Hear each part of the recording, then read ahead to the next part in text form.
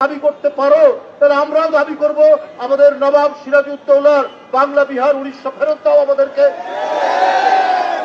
মানুষ মারা গেল তো বাংলাদেশের মানুষ, সে মুসলিম, একজন আইনজীবী, তাকে মেরে ফেলা হলো, কোনো কথা নেই। তাহলে প্রতিদিন ভারতে বাংলাদেশে সংখ্যালঘু নির্যাতন নির্যাতন, দিল্লি থেকে কলকাতা পর্যন্ত, এই যে এক ভয়ঙ্কর মিথ্যা কথার বেষ্টনী তৈরি করে গোটা বিশ্বকে বিভ্রান্ত করার যে প্রচেষ্টা চালাচ্ছেন, সেটাতে কোনো লাভ নেই। আপনারা মনে করেছেন ভিসা বন্ধ করে বাংলাদেশের মানুষকে আসতে না দিয়ে, তো আপনারা তো বাংলাদেশের উপকার করেছেন। বাংলাদেশ বিলিয়ন বিলিয়ন ডলার খরচ করত, বিলিয়ন ডলার পাচারও হবে না, আর আমাদের ডলারগুলো সেখানে যাবে না।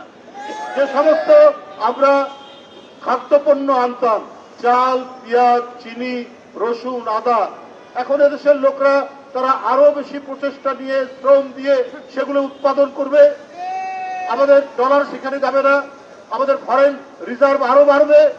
এটা তো আমাদেরই লাভ হলো। আগে গ্লোবালাইজেশনের কারণে এই ঠিক আছে, যে দেশের উদ্বৃত্ত বেশি সেখান থেকে কিনে নিয়ে আসা হবে আমাদের কাছ থেকেও। আমাদের বাংলাদেশে যে উন্নত মানের এবং সুস্বাদু ইলিশ মাছ পাওয়া যায়, সেই ইলিশ মাছের জন্য ভারতের লোকরা কাতর হয়ে থাকে যে বাংলাদেশের ইলিশ। তো বাংলাদেশের ইলিশ নেন কেন? বাংলাদেশের ইলিশের জন্য আপনাদের প্রাণ একেবারে ফেটে যায়। বন্ধুরা আমার, এরা হচ্ছে অত্যন্ত, আমি আগেই বলেছি, বিদ্বেষ পরায়ণ। এরা বাংলাদেশের মানুষকে মোটেই পছন্দ করে না। আজকে যে বিদ্যমান পরিস্থিতি, আজকে যে এই যে ভিসা বন্ধ করে দেওয়া, আমাদের সীমান্ত সমস্ত কিছু বন্ধ করে দেওয়া, আমি বলেছি এটা তো আরো ভালো, কারণ আপনাদের ওখান থেকে ফেন্সিডিল আসতো, সে ফেন্সিডিল আসবে না। ইয়াবা আসতো, সেই ইয়াবা আসবে না। আপনারা এটা নানাভাবে এগুলো পাচার করতে, সেই দিক থেকে বাংলাদেশ আরো বেশি আপনার তার যে তরুণ সমাজ, যুব সমাজ আরো প্রস্ফুটিত হয়ে।